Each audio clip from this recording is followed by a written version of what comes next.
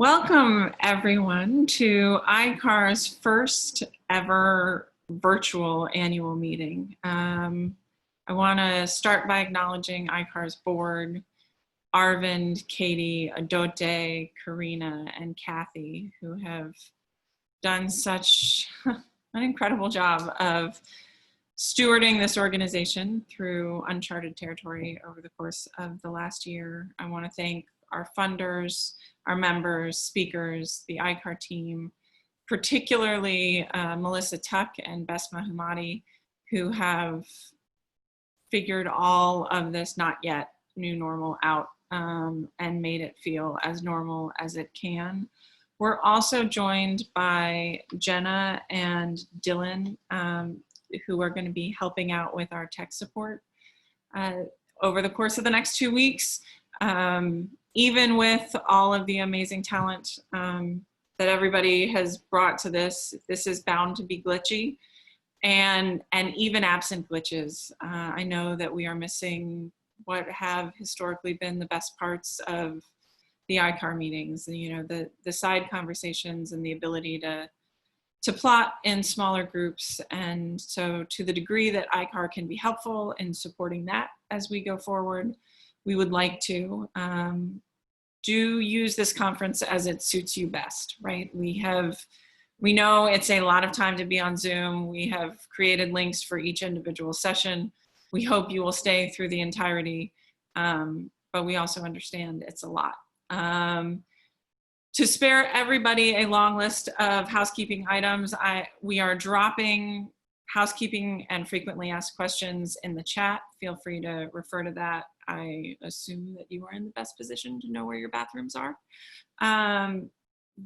Just one top line piece, for those of you that are new to Zoom, both the chat and the Q&A at the bottom of the Zoom chat that you can find if you just toggle your mouse over it will be open throughout. If you have questions, ICAR staff is monitoring that constantly. And if you have questions for panelists as the day goes forward, that's where we will be using that. As a start, I would ask everybody that hasn't already to put their name, organization, and pronouns into the chat, and then we'll get started. We meet at a time where the need for ICAR and its collective work is greater than ever, where the failures to advance meaningful worker protection, climate justice, and democratic reforms are laid bare in far too late, far too underfunded, and far too narrow recognition of what an essential worker is. A world on fire, and the fundamental right to protest being delivered on a sliding scale that's often perversely tied to the amount of power people already have access to. In a never-ending schedule of Zoom calls and kind of the desire for connection, I want to acknowledge that a lot of the connection we have right now doesn't feel good, right? It's in literal smoke, and the reality that the very, financial and environmental crises that we warned would come are impacting the funding for the need to do the work that we have to do. And defense is a lot more draining than offense. So I want to start again by acknowledging how hard this year has been for so many of you, both professionally and personally, and take a moment to acknowledge two people who left an indelible mark on the ICAR family and the world. Gwen Skinner, our first annual Gwen Skinner Award winner last year, Steve Heitoff, passed away this summer. And I wanted to remember him by remembering the ending to his acceptance speech last year. Quote, "I would challenge each of you to ask the simple question, will what I am about to do create meaningful and sustainable change, or will it just be words on paper? If it won't improve the day-to-day reality of the people whose lives and rights you are concerned about in a way that can be proven, then do something else or do more." And second, Maeve McKean, who, in addition to connecting ICAR to David McKean, spent her life connecting human rights and global health communities in ways that correctly, creatively, scientifically, and joyfully answered Steve's question. In so many small and systemic ways, 2020 seems to be the embodiment of what happens when you don't listen to Steve and Maeve and Ruth, and global health and workers' rights are ignored. My hope, though, is that this meeting and the work that we take away from it honors their example and the ability to see possibility and then drive reality there. We know 100-year crises have often been the openings for major social reforms, and in this year of compounding crisis, it seems fitting that we focus on the compounding and intersecting social reforms with all the boldness, humility, big ideas, good humor, and concrete implementation planning they did so well. Over the course of the next 2 weeks, we'll dive into hard conversations and fun ones. How do we manage a just transition away from fossil fuels that honors both the urgency and the need to honor workers' livelihoods? Where are the points of agreement and ongoing differences? What are our lines when it comes to mandatory human rights due diligence, and how do those differ depending on geography and the political realities? How do we move forward combating corporate capture when so many of our institutions are already captured? We sit in a virtual room with broad experience and expertise, and no reasonable conference, virtual or otherwise, could honor and do justice to all that is already known in this room and all that has already been built by the people in this room. And still in this time, it feels more important than ever to explore some of what is not known and not yet built by the people in this room. It is in that spirit that ICAR is kicking off our annual meeting with a discussion of racial justice and corporate accountability. We believe it is our responsibility to tackle issues of corporate accountability, and that, as Kelly Scott, who you'll hear from in a moment, so powerfully lays out, the business and human rights and corporate accountability movements often fail to integrate racial justice issues into our funding, our programming, our messaging, and our operations. We know that there are many steps that need to be taken, some that have been clear for a long time, and some just emerging, and that we don't have all of the answers. And we know that we can't be effective corporate accountability advocates without prioritizing finding those answers and advancing racial justice. Our hope is that this conversation, as the lead-off plenary in an annual meeting focused on a just transition, provides a foundation to look anew at the values we espouse and how we reflect them in our work and the proactive advocacy it will take to change operating paradigms.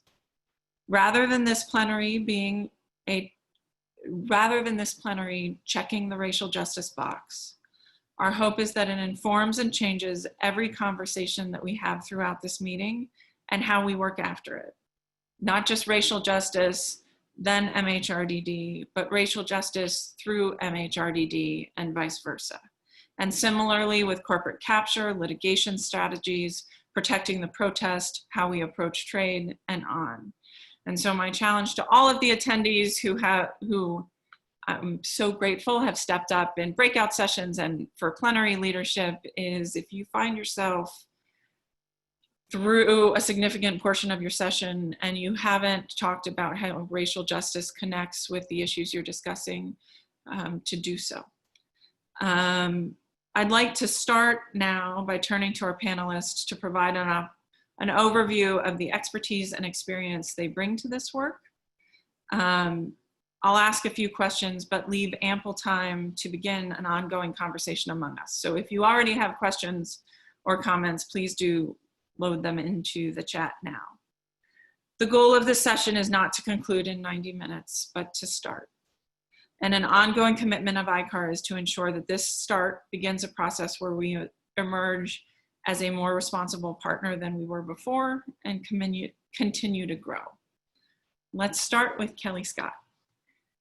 Kelly, you've helped lead the corporate accountability movement from a number of different ICAR member organizations and wrote a powerful piece. When it comes to racial justice, the business and human rights community can do more. And we're going to drop that into the chat now, and ICAR will be creating a resource list of all of the references that are mentioned over the course of the next 2 weeks that we will send out to you.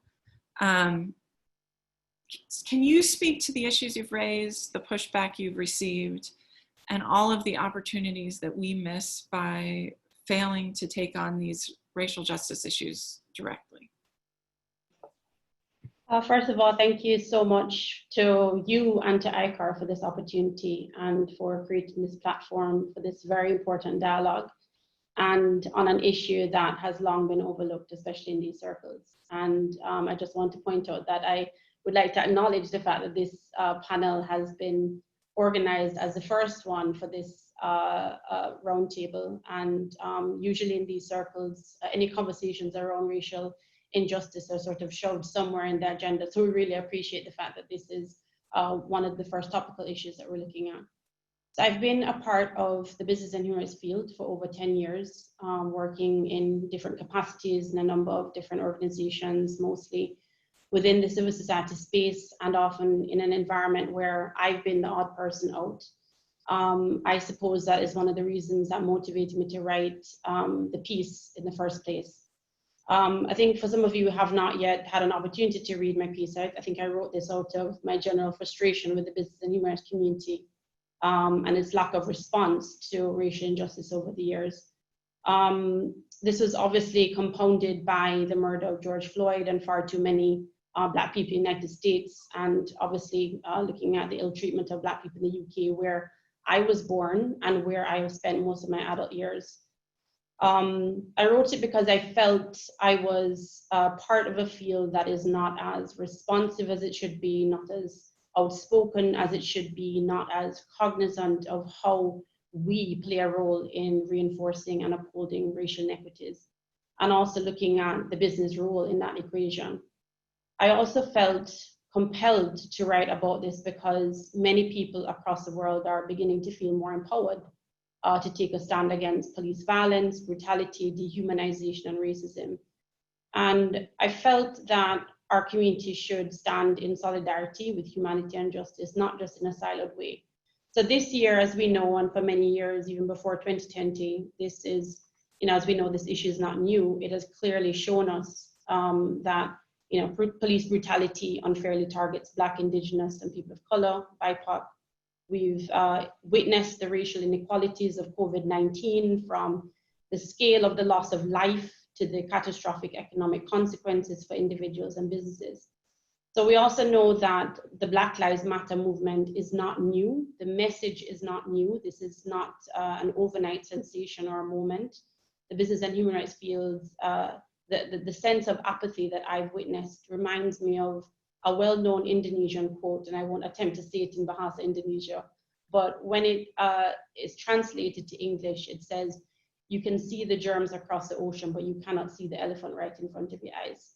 And I think that, to me, that really sums up how we've seen these, or chosen not to see these issues and focus on issues, rather focus on issues, further afield rather than our own backyards. And I'm referring to countries where I've lived, aside from Jamaica, where I grew up. I'm referring to the US and the UK, mostly in the UK, countries that have a legacy of Atlantic slavery, that failed to make the historical connections between slavery as a clear example, or one of the first examples of how businesses exploited, dehumanized, and profited from people. And that legacy lives on today, albeit in very different forms, mostly on the micro level rather than macro sometimes. While I'm very proud to be part of a field and a movement that works with business to advance respect for human rights, I feel we have missed many opportunities to tackle racism head on in our own field, and also in our own work with businesses, whether it's through advocacy, policy development, campaigning, etc. And having said that, I've received a lot of pushback from colleagues, from professionals within the space. It's very difficult to talk about, or it was rather difficult to talk about race in the workplace, because you'll be labeled as aggressive, and it does not exist. So there's a lot of racial gaslighting that happens within the space. I talk about a lack of representation in my piece in the business and human rights movement, and I'm talking about the West. And this is not a failure on my part to acknowledge the many business and human rights organizations in Africa, Asia, and the Middle East, for example. Again, I'm referring to organizations where I've worked in countries with a history of Atlantic slavery. I'm one of the few Black people in the business and human rights movement in a field where there aren't many people who look like me or have experiences and perspectives that are often left out and glossed over or ignored. I also talk about tackling racism head on in our own work, the issues that we choose to work on with business, the issues that we choose to confront business on, the issues that we seek funding for, the issues that we deem to be sexy versus unsexy. And many years ago, I pitched a research project to one of the organizations I was working for on the impacts of inward investment into Haiti. And from the Caribbean, I know Haiti's history. My idea was struck down because Myanmar was more appealing to funders. Rightly so, Myanmar should have been looked at, but I did, however, write about it. And in the UK, there are weekly stories about Black sports professionals, especially in the UK, in Europe, who face horrific racial abuse.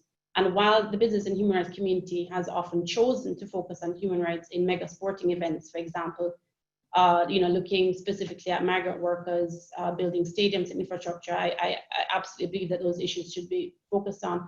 But in our own backyard, racial abuse is more often than not ignored and not seen as a business and human rights issue. Even though Black people are well represented in sport, you don't see many who are in positions of power. You don't see many who are in management. You don't see those who are on the operational side or who are pulling the purse strings and making the decisions. I also talk about the impacts of COVID-19 on vulnerable groups such as BIPOC, the fact that they're dying in disproportionately large numbers, workers in the front line, essential workers, daily wage rate earners, those who cannot social distance or work from home that easily. Yet, the business and human rights community would rather talk about workers in supply chains that are far removed from where we live and operate. We also fail to look at lots of linkages between business and human rights, beauty campaigns focusing on colorism and discrimination, food brands that have reinforced cultural and racial stereotypes. Of course, we've seen examples where companies have now revisited and looked at revised how they are marketing their brands that reinforce racial stereotypes. But I don't just talk about doom and gloom. I've suggested a few ways in which we can tackle racism and discrimination head on. It's not a start. It's a start, but it's not an exhaustive list. I talk about how to tackle racism in our organizations and what are some of the practical things that can be done by looking beyond the invisible, obvious things that we can't envisage as tangible, like microaggressions and how the racial gaslighting is so prevalent. We need to focus on board and leadership diversity in our own organizations and ensure that there's representation. We need to focus more on racial injustice in our own work by calling attention to the way businesses operate that reinforces stereotypes, or calling attention to products and services that reinforce those racial stereotypes. Also working towards incorporating diversity and inclusion, but really focusing on that inclusion aspect. So it's one thing to focus on targets and quotas, but ensuring that people feel included, listened to, heard, respected is important, and making sure that the voices of rights holders are integrated. And finally, as I've said in my piece, it's really our responsibility as a community to listen, to learn, to really reflect on how far we've come as a community, as a business and human rights movement, but on how much further we need to go as a community. And I think it requires facing ourselves, and I think ending silence and apathy and really starting to interrogate ways in which we have been knowingly or unknowingly exacerbating the problems is, I think, is a really important starting point. So I'll just leave that there.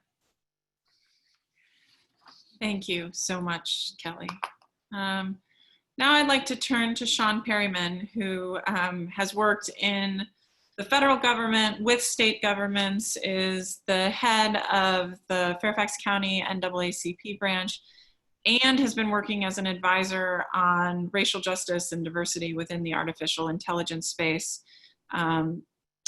This year, Sean, you have been actively involved in pushing for changes to use of force policy, qualified immunity, the policy changes that have disproportionate racial impacts in our schooling system, and a range of other issues, all things that could seem kind of one tick separated from corporate accountability.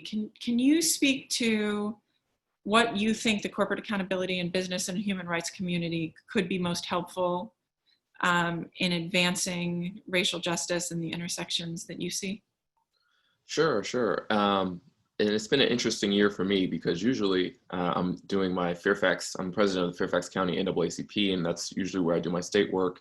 And then I work for the Internet Association where I advise on tech policy, and those two roles are very separate. But of course, everyone this year is concerned about racial justice. And what I've seen and the way that I think that corporate responsibility can be accountable here is getting on the field. This is not separate and apart. If you're saying Black Lives Matter, it's not enough to simply draw a mural and have like a kumbaya circle.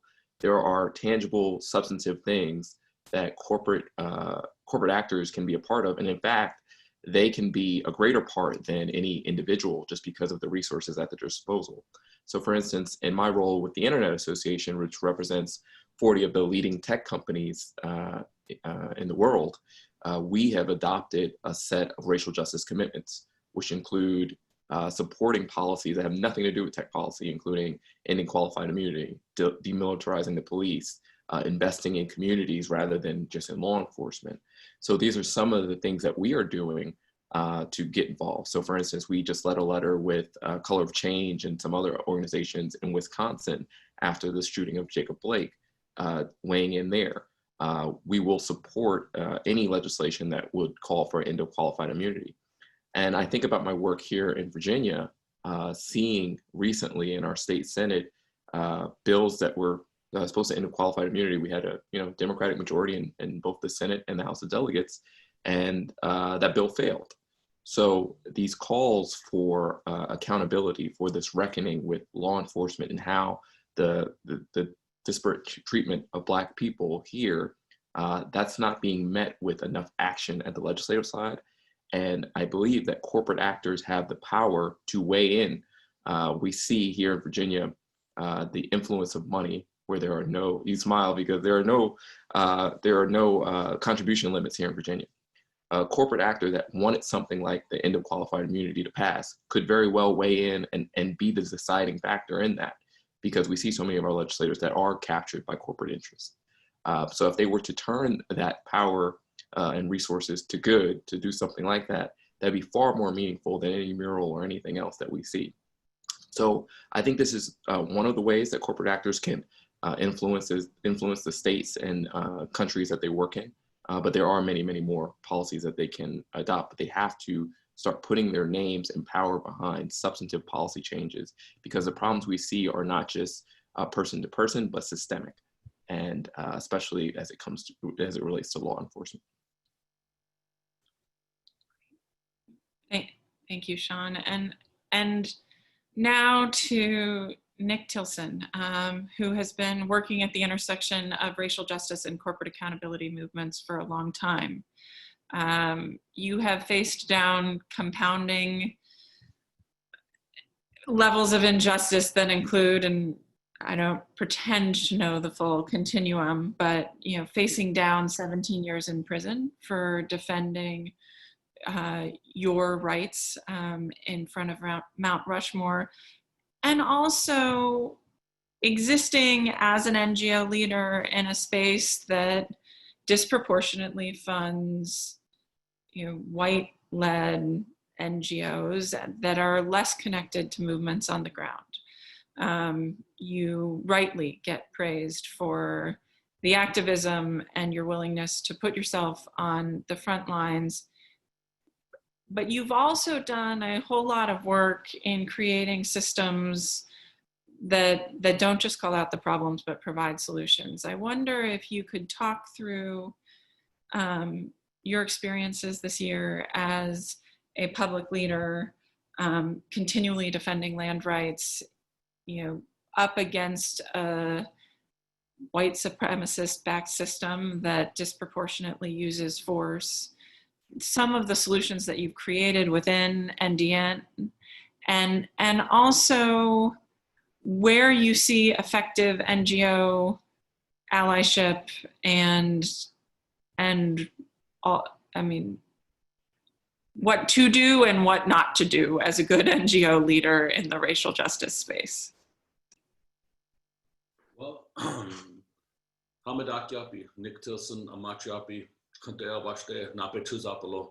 I greet you in my Lakota language and honored to be with each and every one of you here today, calling in from my home community here in Porcupine on the Pioneer Indian Reservation. It's early over here, real early. So I don't know where everybody else is, but they got me up early today. But it's an honor to be here with you. I mean, I think one of the fundamental things is we have been fighting the active erasure of Indigenous people for a long time, and it's real. This whole country forgets about the American genocide. In recent research that was done, something like 76% of Americans never interact with an Indigenous person. So it's not a big surprise. There's 26 states in the nation that teach no American Indian history at all. 26 states. It's not part of the curriculum. This is and so the active erasure of Indigenous people has been real. And in the field of philanthropy and in the nonprofit sector, it couldn't be more real than that. I mean, you have less than 0.5% of all money in philanthropy goes to Indigenous communities and people. I started organizing when I was 17, over 20 years ago, and those statistics haven't changed. We've done amazing work. We're on the front lines of the climate movement, the environmental justice movement, the racial equity movement, but it still hasn't changed. And so we came, when we were building Indian Collective, we made it really clear that these organizations in the current industrial complex that is made up of philanthropy in the nonprofit sector they're not going to change unless we make a power shift and move. And so we created the Indian Collective, and we said, we're going to build the biggest philanthropic fund that has ever existed in the history of philanthropy by Indigenous people and for Indigenous people. And because it forces the change to happen. What that means is that institutions in philanthropy have to give up money and decision-making power to Indigenous people. And what I've been saying for quite some time is armchair philanthropy, so far away from the problem, is actually detrimental to these movements and detrimental to our work. And that armchair philanthropy, far away from the problem, actually perpetuates white supremacy in the field of philanthropy and in the nonprofit sector. And that we have to be building Black, Indigenous, and people of color-led philanthropic institutions led by people with lived experience in doing the work, who have risked our lives, who have done this work, because our philanthropy is going to look different. What risk we're willing to take is going to look different. How we're connected to people is going to look different. Our efficiency in moving money to people is going to look different. And when I was first starting Indian Collective over 2 years ago, and I was going around the country and talking to folks about it, and I said, what are you trying to do? I said, well, I want to build this philanthropic ecosystem infrastructure that would change the conditions in which Indigenous people are supported. But it's going to require people to give up money and decision-making power, because part of this structure, for us to be successful, we actually have to dismantle white supremacy in the field of philanthropy. And that requires people who've been, doing quote unquote good work. They're going to have to give up decision-making power and move resources in the hands of organizations like ourselves. And people kind of thought I was crazy. People were like, well, it's a good idea. It's a good vision. That was what I was getting from a lot of folks. And it took a while for people to get on board. Of course, past pandemic, George Floyd, all of a sudden people are like, oh, wait a minute here. There's something to that idea, and we have seen, a transformation begin to happen. But it's hard work, because you're getting these organizations to fundamentally change entirely. And I think the thing that, like, even those of us who run NGOs and nonprofits, we have to understand that movements are made up of people, and the nonprofits and the organizations are merely tools. And it is the role of philanthropy to not be all up in the decision-making of the movements or the tools in which we use, but to fund us adequately so we have the decision-making power and the resources to enact and move in our own movement in our own communities. And we've been able to see that with Indian Collective. I mean, we very quickly built the largest philanthropic fund in COVID response. We built, in 52 days, we raised about $10 million to raise money for COVID and to move money into Indigenous communities, in which the CARES Act money is just now beginning to barely get there because of some of the barriers. And at the same time, you know, we've been successful in the process of launching a new meta-narrative movement called the Land Back Movement. And that movement's about connecting Indigenous peoples and getting Indigenous peoples' lands back into Indigenous hands. And I think the reality is it takes a lot of work to do this. It takes courage to people to invest into our structures. You know, Indian Collective is made up of really 7 different legal entities. We have a parent nonprofit. We have the Indian Foundation, which is a grant-making arm. We have the Indian Fund, which is a CDFI investing arm. So we can so we can lend money to projects in our communities to do just transition work.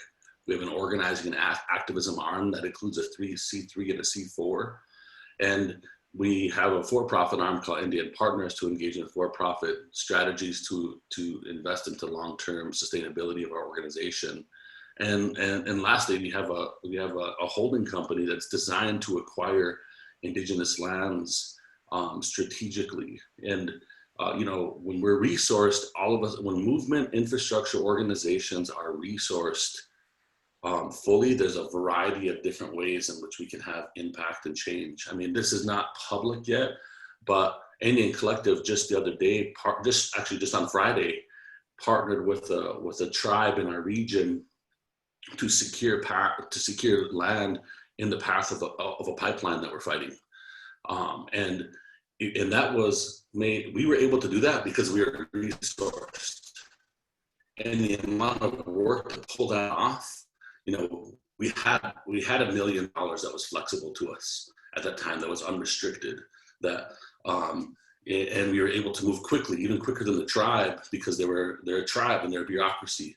But it was a strategic move. It helped move Indigenous lands back into Indigenous hands in the path of a pipeline. It's going to change the trajectory of a fight in this region altogether. And so, coming full circle about like what does good partnerships look like? What can that actually look like? I mean, I think I've been saying it for a long time, but flexible, unrestricted dollars to movement infrastructure organizations is key, because we need folks on. We need to be funded on the ground. The other thing is those of us who have C4s, who are using C4s both for political reasons, but also for nonviolent direct action reasons because of freedom of speech. We need our C4s to be properly funded, sort of separately, but in sister ways with our C3s. And then lastly, I think that those of us that are doing sustainable business development and developing and investing into wind and solar and to these different businesses, right now, Indian's in the process of building about a $20 million revolving loan fund. And we have an investor that's willing to put the money in. I think that the use of the guarantees could be monumental for the philanthropic industry. I have a funder right now, Northern Trust, who is very willing to invest into potentially all of the funding that we're putting into this fund. I need some of our partners to do a guarantee, to use the money that's in their endowment that's sitting there, and to do the guarantees for that investment to help upstart these funds. And that's a way for like a philanthropic organization to be in it with us. They actually don't have to give up any of their money. They just have to use their endowment to guarantee it.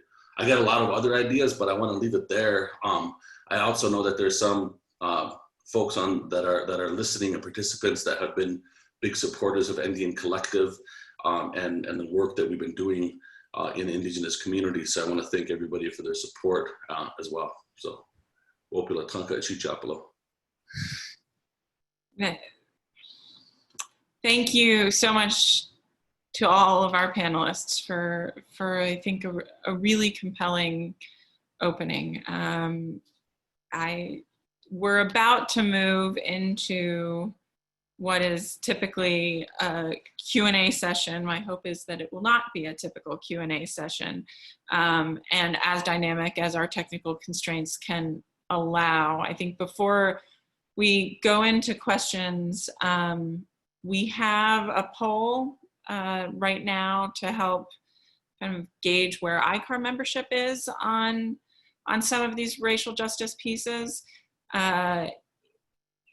Your answers will be anonymous, but I think having some collective data, just even from our own membership on these 4 questions, will be helpful and instructive. So I would ask that you fill that out and also submit any questions or comments in the chat. And then I will turn back to the panelists with just a few opening questions to start as other questions come through. I think, you know, Kelly, I'm so glad that you brought up Haiti, and Sean, that you spoke to kind of the disproportionate impact that corporations have in Virginia, given campaign financing laws, and then Nick, you talking about, you know, the challenges related to access to capital. As somebody who, you know, tries to read a lot and be attuned to some of this, I just found out, right, that in Haiti's independence agreement, that as governed by France, right, that they were granted their independence so long as they repaid all of the slaveholders, and the loans at exorbitant interest rates charged to Haiti for repaying the slaveholders were anchored by major banking institutions, including Citibank, and just forgiven, I believe, in 2010. And so the legacy of slavery has been financial and corporate tied and real, even in this time, and the challenge of getting capital through major financial institutions and loan guarantees and these other pieces, I know continues. I guess I would ask each of you, if you could ask for one concrete thing from funders, NGO leadership, governments, what would you ask for? And maybe investors. So for funders, NGO leadership, government officials, and investors, what do you think would make the biggest difference?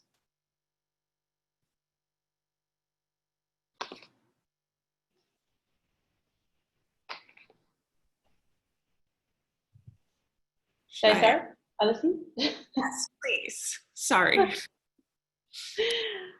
That's a very difficult one because there's so many things I'd love to ask for. And since you said there's just one thing, and by the way, going back on that, on Haiti, as a Jamaican, I owe a lot to Haiti as the first Black independent republic.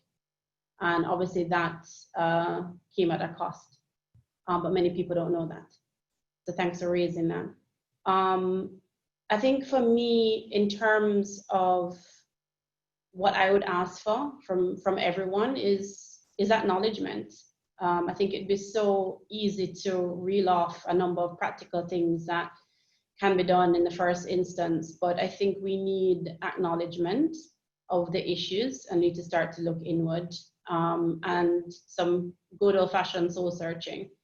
I think some good points that were raised by Sean and Nick around, for example, Sean mentioned, this lack of meaningful engagement and action And we can't be all kumbaya about the issues. We do need meaningful action moving forward that goes beyond just putting out, a mural or public statements, for example.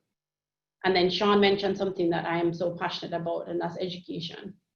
And acknowledgement comes from education, because there's so many, even in, the business and human rights community, which I'm a part, and I am, surrounded by so many people who are highly intelligent, very well educated, well-traveled, very cultured people who have no idea about their own history. And they have no idea about the sort of historical linkages between business and racism as well. So the first thing I would ask for is more awareness, more acknowledgement, and I think the commitment to really show up and do the work, and to understand how we as individuals and organizations are contributing to the problem. So that would be the first thing that I'd ask for. I'll piggyback off of that. And I think Kelly's completely right, but I think it has to be very specific acknowledgement. Just to go back a little bit to what you said about Haiti. Haiti being the first Black republic, independent republic, this was a huge fear of everyone at that time, because it was a successful revolt of enslaved people, and then they could govern themselves. And we think about this, they were forced to pay reparations for their own freedom, right? And as you mentioned, some of those loans weren't forgiven to 2010. And when we talk about and we discuss the legacy of slavery, of enslaved people, we make it seem so ancient, so far away. I was talking to someone this weekend. I'm going to be running for office here in Virginia. My mother, not my grandmother, and my mother was born before the Voting Rights Act. So she grew up in a time where she didn't think she would be able to vote. And so to come one generation later and have someone who's running for office is almost, it was something she couldn't even fathom at that time of being in this thing. This is the legacy of slavery and Jim Crow in America, that you have families who one generation removed were disenfranchised. And we can talk about the disenfranchisement that still goes on today. So when I say we have to have specific acknowledgement, it has to be specific acknowledgement of the anti-Blackness, the anti-Black legacy that is not only, and I don't mean to erase Indigenous people or the Latinx culture or whatever, but there's a specific history of anti-Blackness in the United States and that goes throughout the world that we do not acknowledge, especially at the corporate level. When we look at affirmative action programs, DEI programs, the beneficiaries of those are white women, because we do not want to discuss that we need to shift our focus and try to benefit the specific class of people that have been oppressed throughout the history of this country, Black people. And so we come up with we do the Kumbaya circle, and then we come up with these plans that are very, general and specific, and not very generalized, not specific. And the beneficiaries end up being other white people, but white women, and then we say progress. And I don't want to downplay the plight of women in corporate America. It's very real. But if your DEI solution, your response to the generations of anti-Blackness in America ends up benefiting other white people, but of a different gender, then you really haven't succeeded at the problem that you first tried to address. And we need to address that in corporate America, that the programs are benefiting white women to a large part, and they're not being specific enough.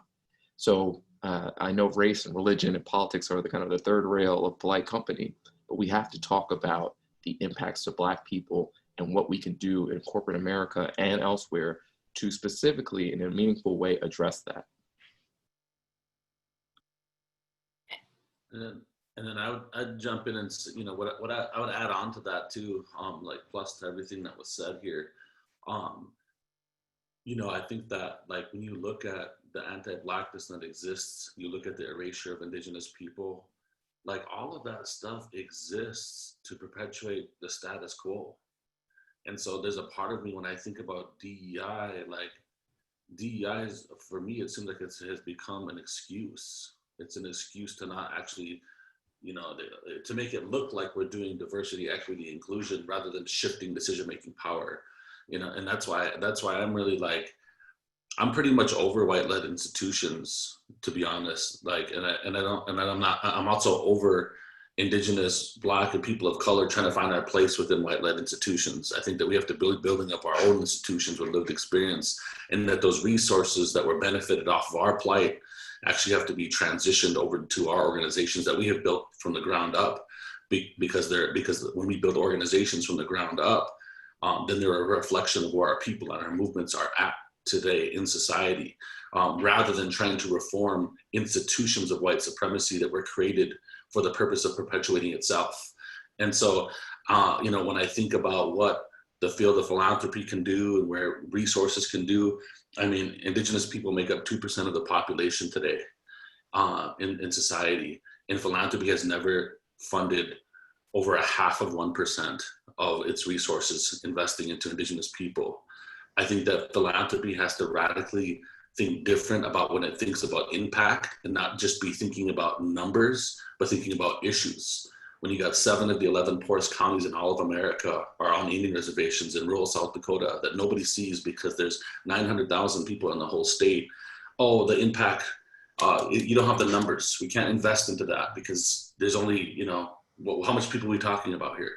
And so I think that, I mean, to be honest, if you're a foundation out there in the world that has derived its money from land, the stealing of Indigenous people's land from slavery, and you don't have a focus on funding Black, Indigenous, people of color led organizations, you are never going to achieve racial justice, racial equity without us.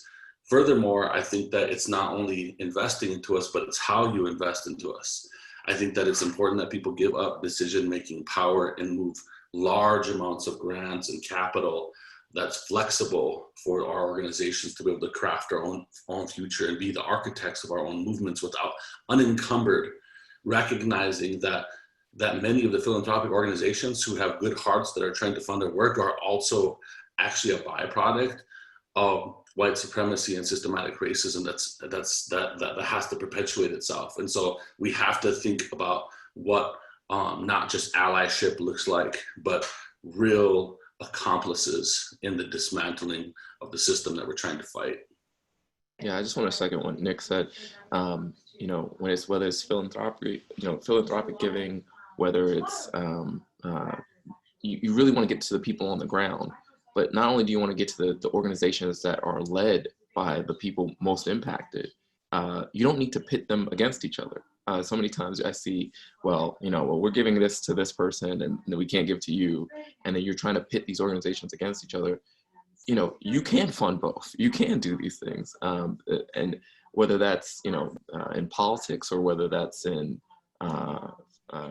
nonprofit giving, you can do both. So I want to just second what he's saying. You have to make sure that the people who are most impacted are the ones leading, and it is not your job to pit them against each other to have this kind of scarcity mindset. Thank you.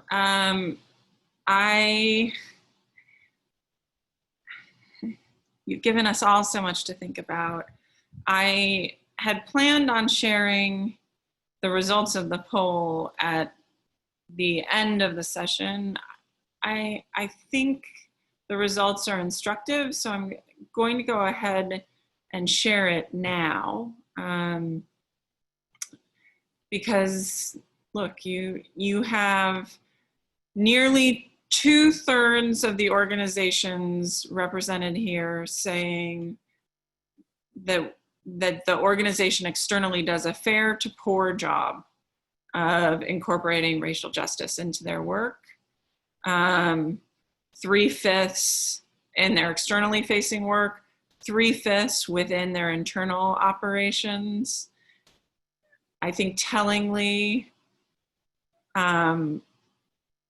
their racial justice is not included in the vast majority of proposals that ICAR members and partners are having to submit. And I thought, interestingly, the barriers are fairly evenly split. I wanted to ask you a couple of follow-up questions on what you've already raised.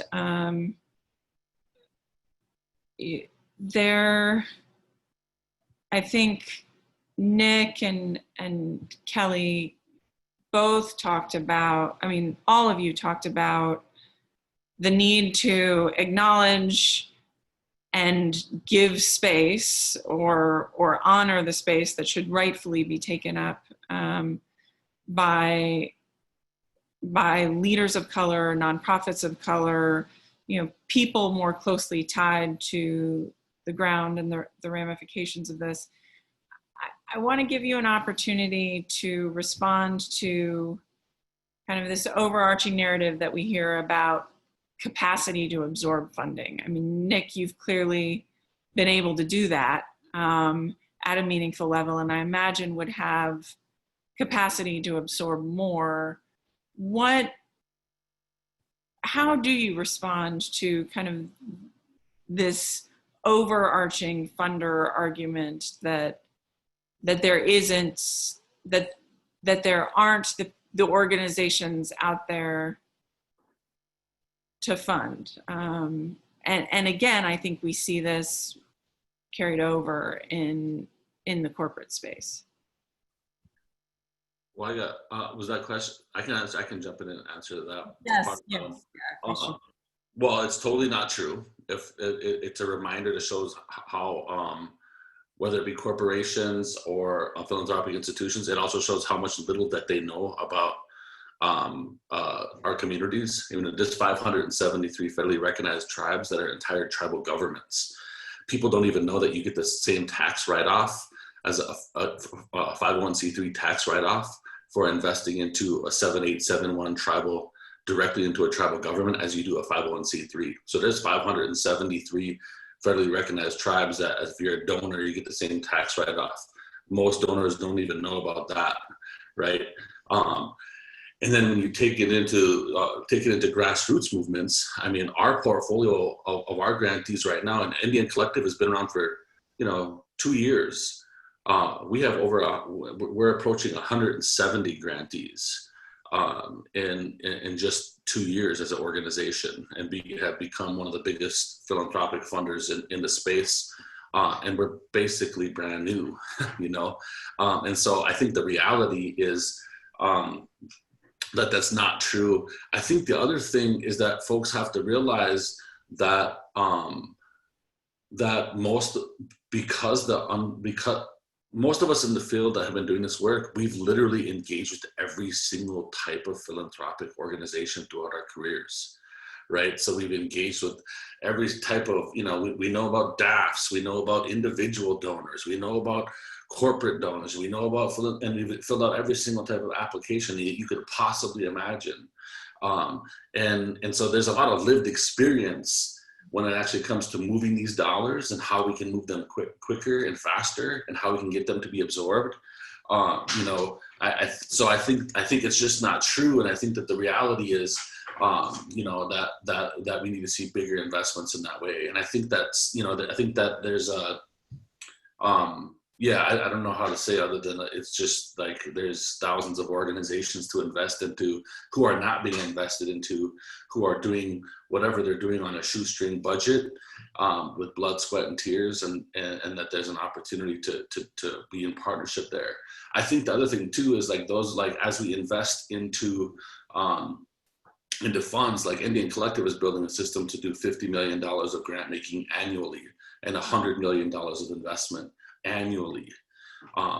That's a lot of resources annually, but we've built the infrastructure to be able to do that, and we have the pipeline of organizations to move that kind of money.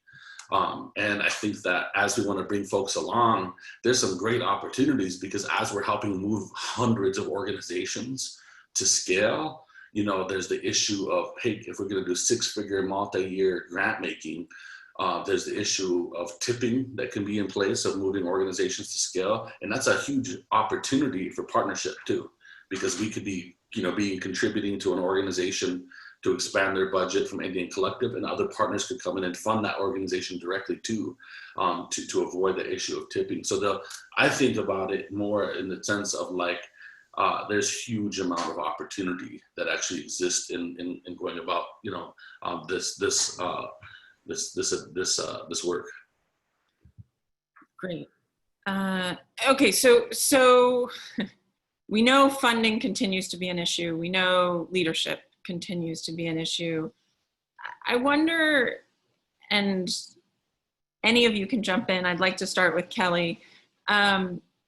If you could speak to kind of the concrete pieces that the corporate accountability movement should be asking for, either within our own organizations or externally focused, that would help advance racial justice, and maybe some of the blind spots in where our advocacy misses, and just to put some concrete data points on it to start off with. There was an article in The Hill very recently talking about how in the push for ethics and transparency reform, which I know we all support, it had failed to recognize that oftentimes for people of color, where the corporate C-suite is closed off to them and many kind of political avenues are disproportionately less welcoming, government affairs has historically been a place where people of color could engage in Washington. And if you cut off lobbyists, that will have a disproportionate impact on people of color.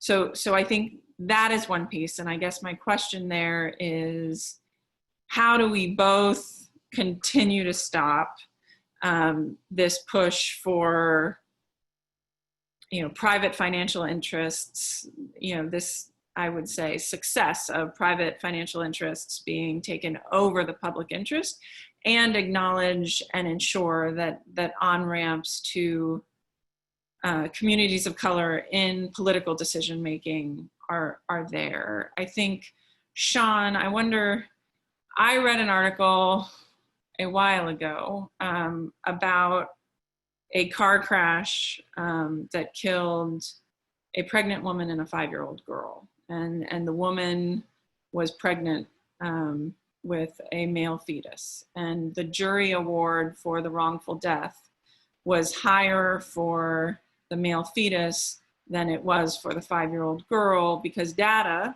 unbiased data, showed that a boy's earning potential would be higher than a girl's. Given all of your work with artificial intelligence and the internet community and this push for, just data-backed solutions and policymaking, understanding how grounded that data is in institutional racism, how do we make sure that policymaking goes forward in a way that combats that and doesn't just say, oh, it's in the numbers?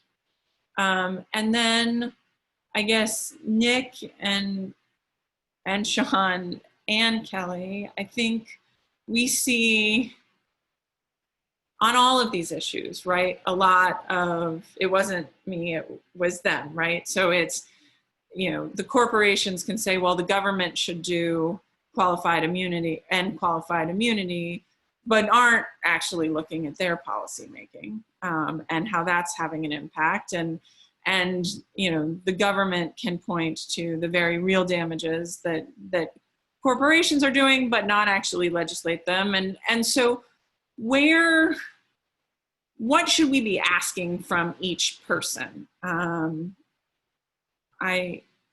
Or not person, but entity here that would really drive corporate accountability and racial justice in a way that honors those pieces. And I have another question for Nick, but that's a lot. So I'll stop there and turn it over to you. Kelly, do you want to start?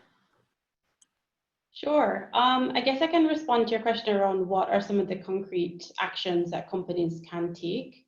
I suppose there are many.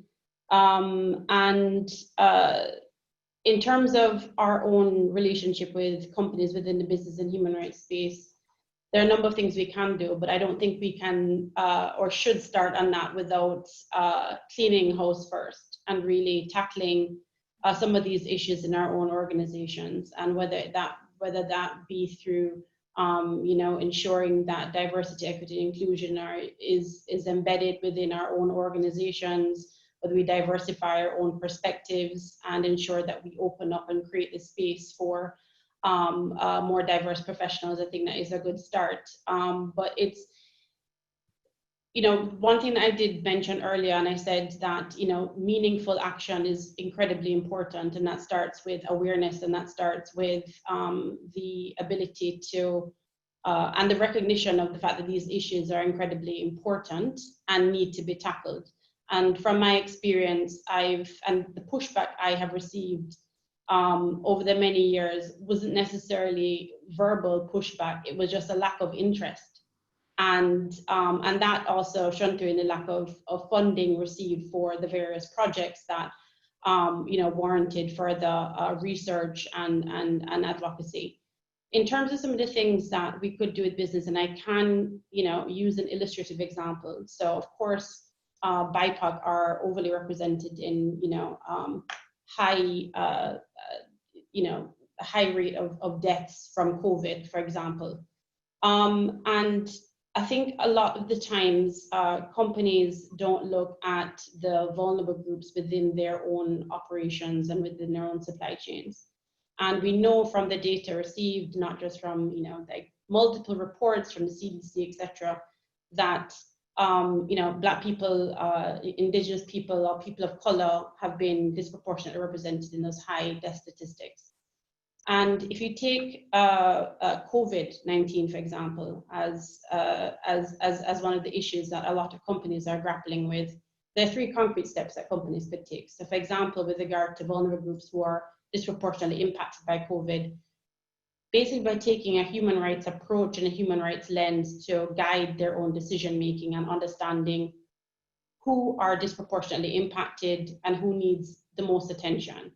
And we know from statistics and data that BIPOC are being hit the hardest. We know that it's really necessary to implement inclusive and accessible human rights-based responses to the pandemic. We know from statistics that BIPOC are more susceptible to job losses. They have more comorbidity factors that put them at risk of contracting and dying of COVID. So businesses can find ways to, provide more healthcare benefits, understand who's impacted by looking at, whether or not they can provide free access to testing, PPE in the workplace, hand sanitation areas. Those are some practical things that they can do. The second thing is trying to really adapt corporate responses to meet the needs of BIPOC within their workplace. So we know that BIPOC are overly represented in the essential workforce and frontline workers. And it is incredibly important to proactively engage, to understand how and why they're vulnerable, and look at ways that the company operations can prevent them from being at further risk. So engagement needs to be inclusive. It needs to be culturally appropriate, transparent, and participatory. So for example, many companies are reaching out to their most vulnerable stakeholders through employee resource groups. And for businesses with operations in close proximity to BIPOC communities, particularly Indigenous communities, companies should really prioritize health and safety, as well as respect for volunteer self-isolation, etc. So that's using COVID-19 as an example. And the third thing that they can do, practically speaking, is really looking at how to collaborate. How do you work collaboratively to design responses to specific impacts on human rights? So we know that these issues cannot be tackled in isolation. We know that some of these issues have to, must require some form of multi-stakeholder collaboration. So, working towards advocating for fairer systems. I think that that's really important. Developing, joint action plans with government, with business community, with civil society, with affected stakeholders. These are some important ways that companies can mobilize their own resources to support the most vulnerable, including BIPOC. So those are some of the concrete actions that can be taken if you look at COVID-19 and its impacts on BIPOC, for example. Great. Thank you, Kelly. Nick, as Nick mentioned, the environmental justice movement is made up of diverse communities and is partly led, though not enough, by organizations on the ground. This is very different from what the quote unquote environmental movement looked like when it started. How would each of you recommend shifting the corporate accountability movement, make that shift? I think a few things so on the policy side for Indigenous people, if you look at like the history of how like Indigenous people have been treated by the government, it's pretty consistent by how we're treated through like corporations and by by philanthropy and others. And we've ended up being in sort of different policy eras, right? There was a stage in which Indigenous people were dealt with under the Department of War at a time of war. And then we moved into an era of treaties. And then those treaties were violated and then abrogated. And then we moved into an area of installing colonial governments. And then the government realized that was too expensive. And so then they made this effort to a termination era, right? To start terminating tribal governments altogether because that created too much a resource problem. And then right now, for the past sort of like 40, 50 years, we've been in this era of consultation where before we as corporations do something to Indigenous people and the government, we have rules that we have to follow and we have to consult Indigenous people before we do this to them. And Indigenous people, we want to move to an era of consent, an era of free and prior informed consent in accordance with the international law and specifically the UN Declaration on the Rights of Indigenous Peoples. And within that, having free and prior informed consent. If the corporate responsibility movement actually started behaving that way, then you wouldn't see pipelines cross Indigenous people's land without their consent. You wouldn't see uranium mining. You wouldn't see extractive industries happen without the consent of our communities and our people. And so it changes that whole dynamic altogether. And I think that every single time a corporation thinks about its impact on the Indigenous people from that area, they should follow international law regardless if the US government does or not. Because that law already exists there, that framework exists there. Get consent, not consult. You don't consult somebody before you do something to them. You consent them, and it changes that power dynamic altogether. So there's like a super concrete way to do that. And I think as this broader movement that we're building, we're trying to move into a whole new policy era of how Indigenous people have been treated by the government, but corporations can start doing that now, here, today. And so I think that's one thing. And then I think like in the movements, it's the same way. Like the big green NGOs and all these other things like trickle down resources down to the people who the work is directly impacted by.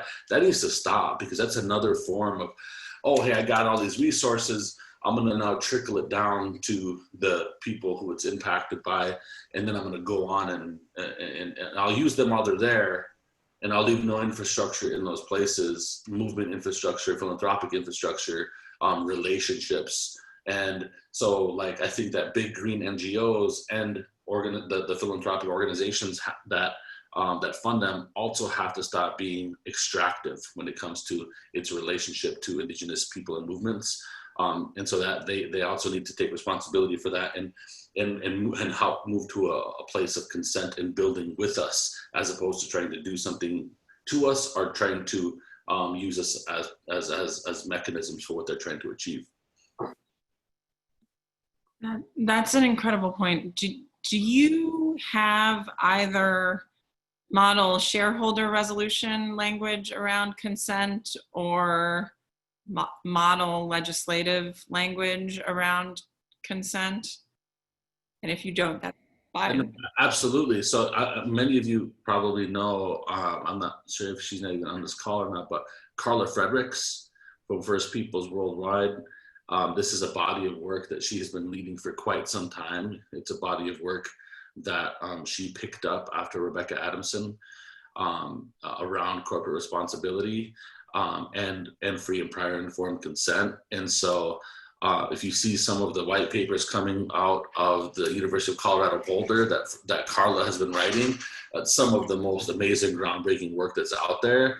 And she has sample resolutions, best practices, white papers, all of that stuff. And we can continue to, share that and push that out there too. That stuff's all out there. That would be wonderful. Sean, do you have anything you want to add? No, not on that front, but before you had asked me about the use of AI and algorithms, I think that from a corporate responsibility standpoint, we have to make sure that we are viewing racism as systemic and understanding what your role in that system is. If you are creating products that contribute to that system, then you need to stop. You need to figure out a way not to. We've seen now that the big producers of facial recognitions have called for a moratorium. That's both Amazon and Microsoft, because they see that the use of law enforcement's use of facial recognition is being used disproportionately against communities of color. But not only that, the product itself is more inaccurate for people of color, and that's shown again and again in the research. So I think it's a matter of understanding what your role in the system is. And as far as the data, you're completely right that the data is both often bias against people of color, bias against women, and it's not. I think from the product side, it's the effort to get clean data, but I think it's a bigger it takes a larger understanding that the data that we have is often replicating the same racism and sexism that we've had for all these decades, if not longer, and that there are certain uses of the technology that we probably shouldn't leave to that sort of data and machine learning or algorithms or anything like that. So I think being a responsible corporate actor is understanding your role in the systems and whether or not you are perpetuating racism or are you standing against it in some way. Thank you. Nick, you talked earlier about the need to move from ally to accomplice. And I wonder if each of you, maybe starting with Nick, could talk about maybe 3 things that differentiate an ally from an accomplice in the work that you've been leading. I can go first. I mean, I think when I think about it in an Indigenous context, I think about it as like not even just allies and accomplices, but like being a relative. Being a relative, because that changes your framework, right? That's how we view some of that work. And so, I mean, I think one of the differences, right, is particularly what is said when you're not in the room. What responsibility do folks take and champion when your relative's not in the room? And I think that the difference between an ally is an ally will speak up and say, hey, we cannot forget this voice or this space. An accomplice saying, what are we doing about this actively? How are we going to walk out of this with some concrete ways for us to create change right now, here in this moment, and carrying forward, not speaking for us as BIPOC folks, but speaking for yourself in understanding your position of power and privilege, and using that to move your people forward. And so that folks that, you know, so that warriors in the inside the corporate responsibility movement, or in the field of philanthropy, are saying the stuff that Sean, Kelly, myself, and others, and have decided to champion those things because they actually see it as a fundamental way of creating collective liberation for our communities and for our movements. And they start championing those things, and we start seeing tangible, you know, impacts of those things. So I think that's one thing. I think there's an element of risk that is important in accomplice and relative building. Don't wait for other people to take the risk, and then after they have taken that risk, saying, oh, how can I help? Right? Jump in there with us. If we're trying to dismantle things and to change things, jump in and take that risk with us. You know, a concrete thing is like, and this is just my soapbox on program related investments. They're moving so slow. They're trying to find every way to alleviate risk. People are using that as part of their 5%, and this is a message directly to philanthropy, and they're not moving that resources to where it needs to go. And if you're going to make it harder to move PRIs to communities, you're better off just doing grants, because you know how to do that already. And I think that the reality is that people have to think about collective risk of how we risk things together, because all of a sudden that's different, because then all of a sudden you're bound up in our risk, therefore you're going to be bound up in the fruits of what that happens when that creates radical change. But also when it doesn't work, when there's challenges that happen, you're in it with us, and we're working through it. And so I think that those are like really big differences of being the difference between an ally, an accomplice, and a relative. Okay.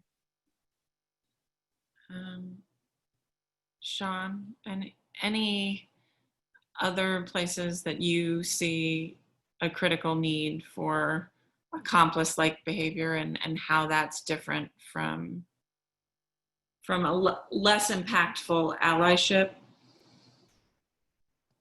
Yeah, I think when we talk about this, a lot of times when we are talking about people of color leading these changes, what we mean is you have to trust us in our approach, whether it is the defund the police movement or anything else.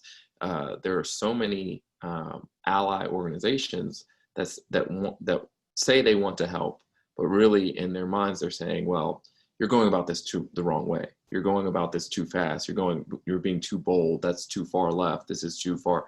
And it's the same thing as Dr. King talked about in his letter in the Birmingham jail. The white moderate is often the biggest obstacle to radical change, because they are saying, no, slow down, you are going too fast. And they are essentially becoming a barrier to that. So, I mean, if you want to be an ally, it's what Nick said, lifting up those voices, but trusting that their message is right as well. And that's allyship, but to be an accomplice, you are putting yourself into that. You're more than lifting them up. You are joining that charge and saying, yes, what they are saying is right, and I believe in it too. So I think it's lifting those voices up, trusting in them, and not trying to massage their message for a different audience, or not trying to undermine what they're saying, truly being an accomplice and saying, we are in this together. I think that is the best way to go about doing it. And I think that remains true for regardless of the topic we're talking about, that you trust in this person, you trust in this message, and you are truly going to tie yourself to it. Kelly, you kind of, as the person anchored in the business and human rights community, you have watched a number of successful campaigns create major difference in the way the world engages. Are there lessons from where the corporate accountability movement has been successful that could be applied to how we incorporate racial justice into our work going forward? Absolutely. I think that the business and human rights community has so many opportunities to really provide the space for this issue. And there are plenty of examples of where they've been able to shed light on so many injustices and issues that have received so much attention and funding. And I feel like if the same is applied to racial injustice, then I feel that this could get the same platform. I think, in terms of a lot of the issues that the business and human rights community has put out there for the world to see, for example, looking at the links between sports and human rights, I feel that they've done a great job in terms of creating those linkages. Nobody would ever think that there was a link between, a mega sporting event like the Olympics and, impacts on human rights. And I feel that because some areas of business and human rights have been so well funded, I feel that given the same push, given the same amount of resources, the same will and backing, I feel that some of these issues around racial injustice can receive the same attention. I just feel that the choice has been not to. So I think that those are some good examples. I feel like it's not the inability to focus on racial injustice. I think it's also the willingness, which is lacking. And I think going back to, what Nick and Chandra said about allyship versus, not versus, but allyship moving to being an accomplice. I mean, I really don't think I could add anything further or, say it better than that.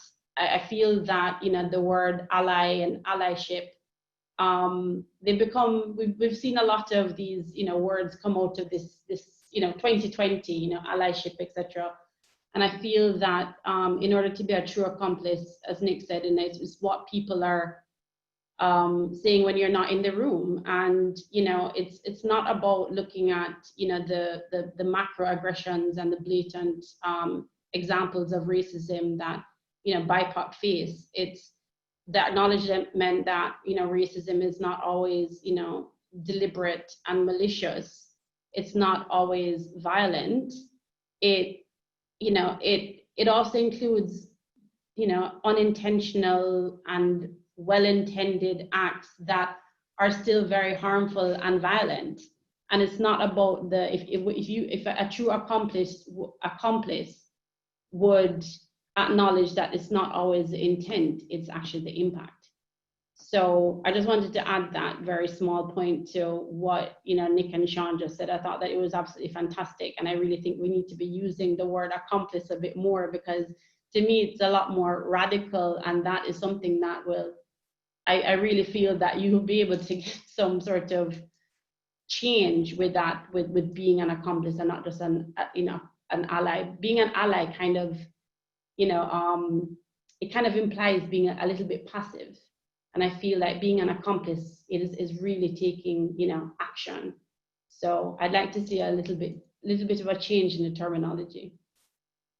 So building on that active leadership piece, are there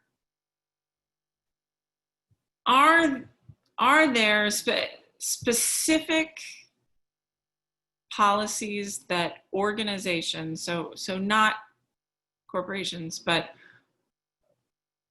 our own organizations could take on beyond, hiring and leadership decisions, because we know those are critical and you've spoken to those, but in their day-to-day operations that you think would make a meaningful difference, and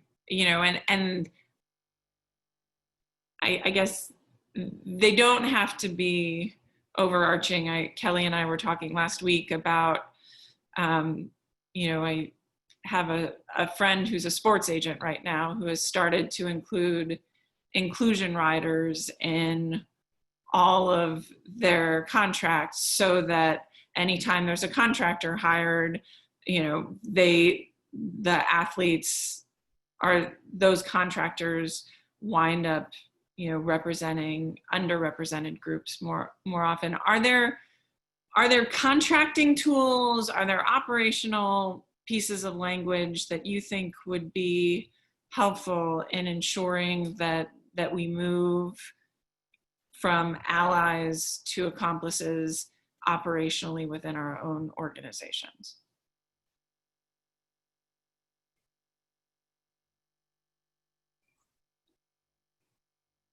I pass it over to Sean first. Yeah, I think you touched upon it a little bit, Alison.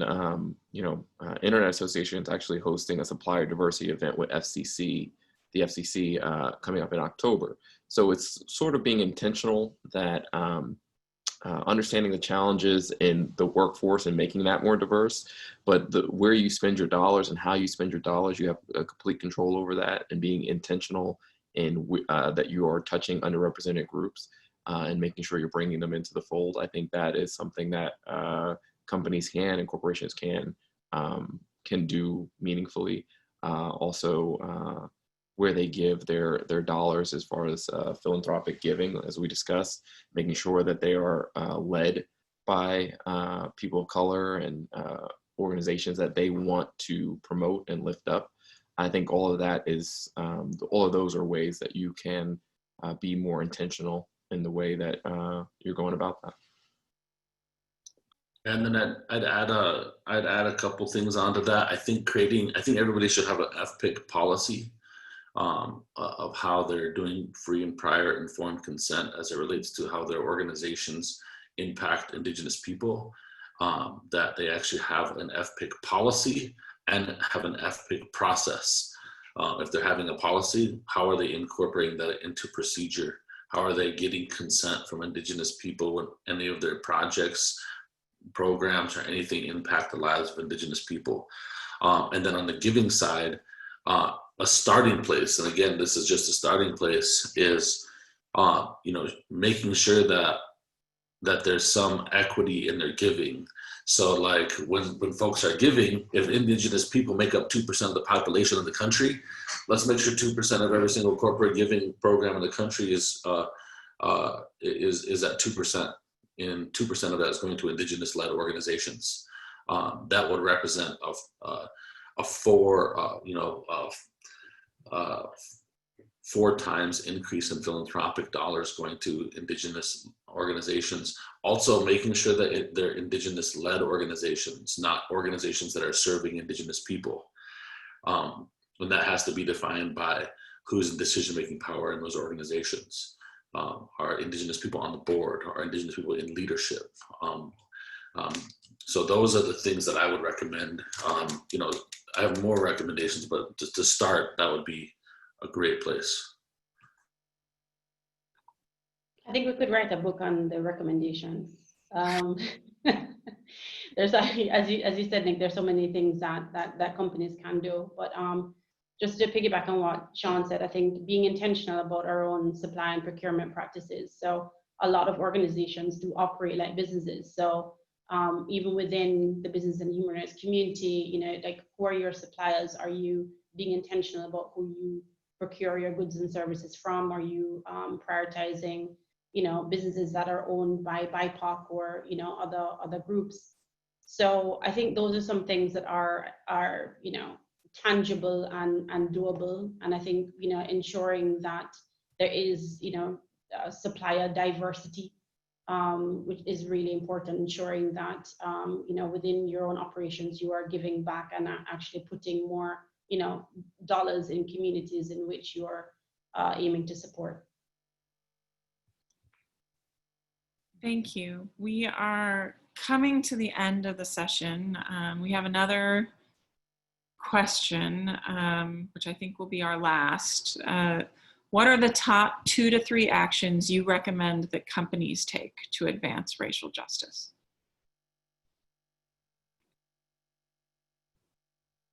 And I know some of you spoke to a number of them throughout, but if you were going to prioritize them, 1, 2, and 3.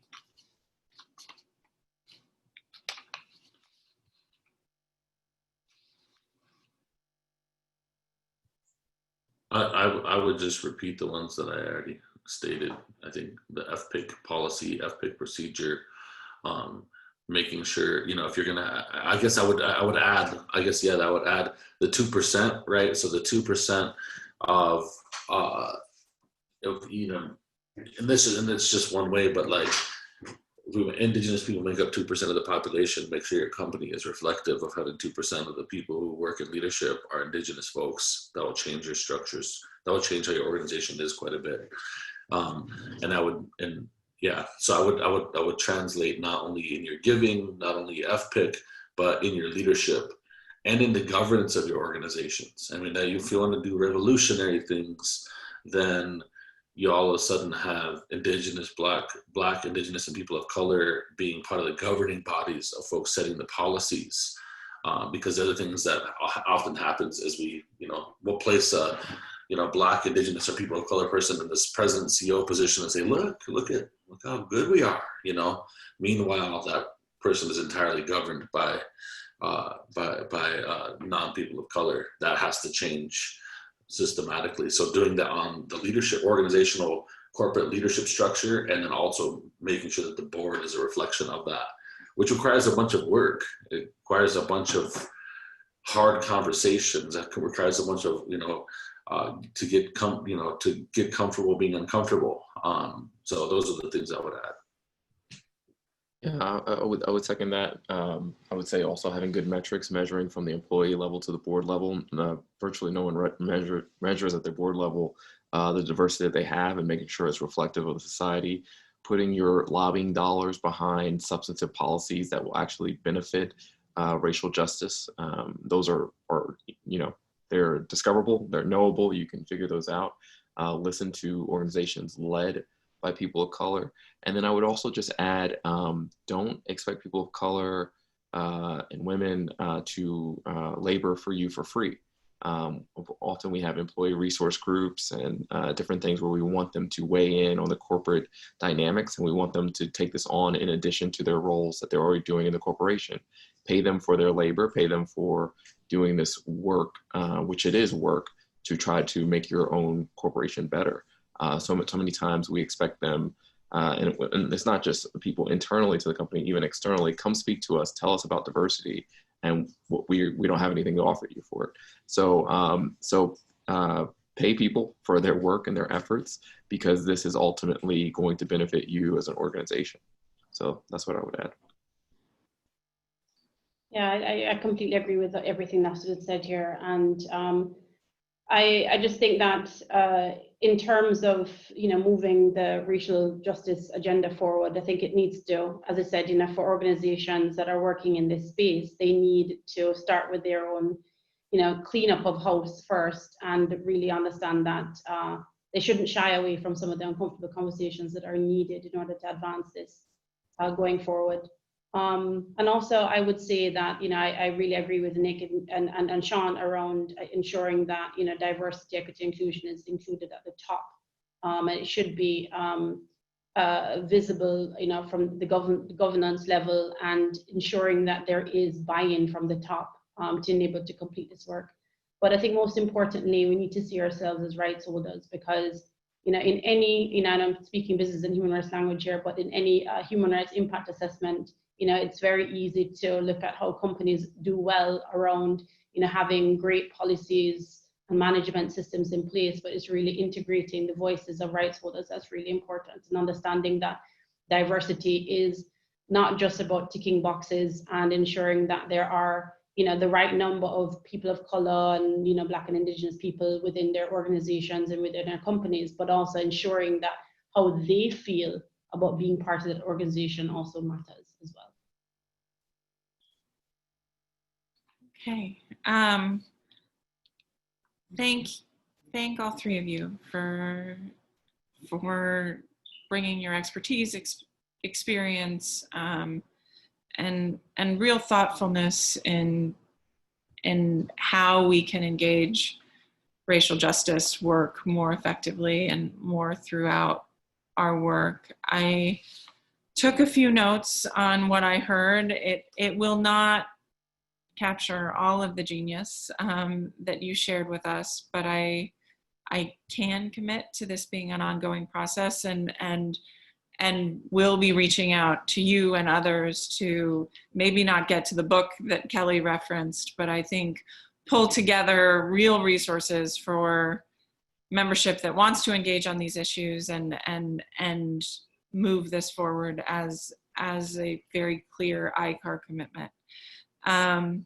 Here are some of the pieces I heard. The need for us to look beyond the obvious to acknowledge the unspoken, the unconscious bias, the implicit bias, and the microaggressions that happen not only outside of the corporate accountability and business and human rights community, but within it, and that thwarts it. The need to have people of color in leadership positions within our own organizations that include executive directors, but go on to the board to make sure that these people are fully empowered to act.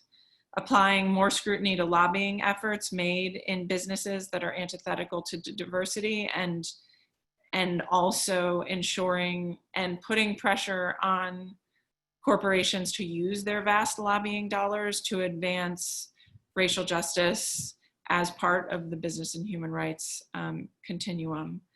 Calling attention to products and services that reinforce racial stereotypes, scrutinizing investment decisions made by companies, working towards moving from diversity, equity, and inclusion in corporate benchmarks to fundamentally shifting the decision-making power in organizations, fully acknowledging the anti-Blackness, anti-Indigenous, anti-immigrant pieces that undergird decision-making in institutions, across the globe. The importance of focusing on impact and the importance of the issues addressed in impact, and not just the numbers that are addressed in impact. There are key pieces that go to our fundamental values within this movement, and if we constantly put a numbers lens on them, that we may miss key populations. And conversely, we are still missing the large numbers, as Kelly pointed out, with essential workers and the racial dynamics on that, and the need to continue to lift up those pieces more. The absolute need to move from consultation to consent, and that needs to be a nonprofit policy, a corporate policy, and a government policy. The opportunity for innovative funding to speed racial justice advocacy and inclusion along, the need for loan guarantees to actually uphold the promise of program-related investments, and to continue granting, if that's the only thing with more of a focus on racial justice. The importance of speaking up when the room won't care if you don't, and the courage of that, of being a risk taker and getting uncomfortable in places, that it is important to center people's of color's voices and their priorities, but that shouldn't translate to silence until people of color lead on these issues. The recognition that a lot of the barriers erected to combat racial justice aren't always deliberate and aren't always malicious. It doesn't mean that they are any less problematic. The need to align kind of representation of money, of programming, of focus, of inclusion with populations and representation. And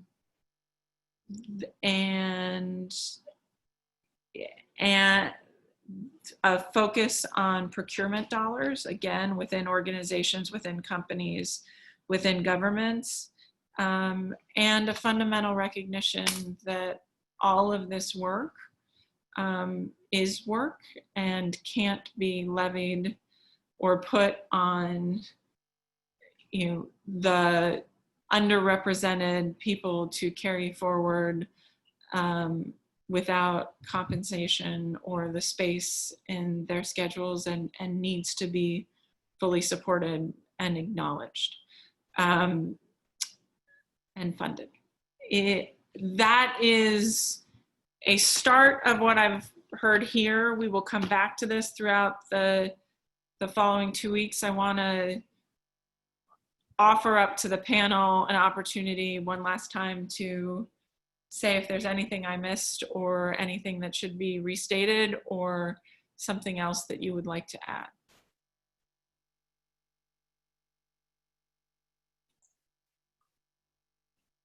I'd just like to add thank you for having me on here, and thanks to ICAR and the work that you're doing to try to make these shifts, because they'll directly impact movements and people, society, and the work to fight for Mother Earth and also improve the lives of people everywhere. So I know that this is like behind the scenes, super hard work, but it goes a long ways. And so I appreciate being invited to the conversation. Thank you.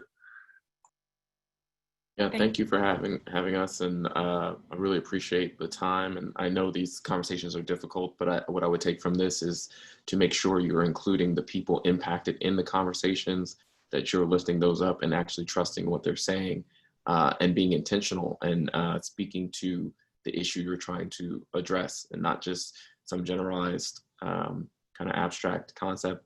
Really speaking to what are we trying to address here, and having those difficult conversations that we're taught not to have, so that we can do a better job of actually tackling this issue of systemic racism.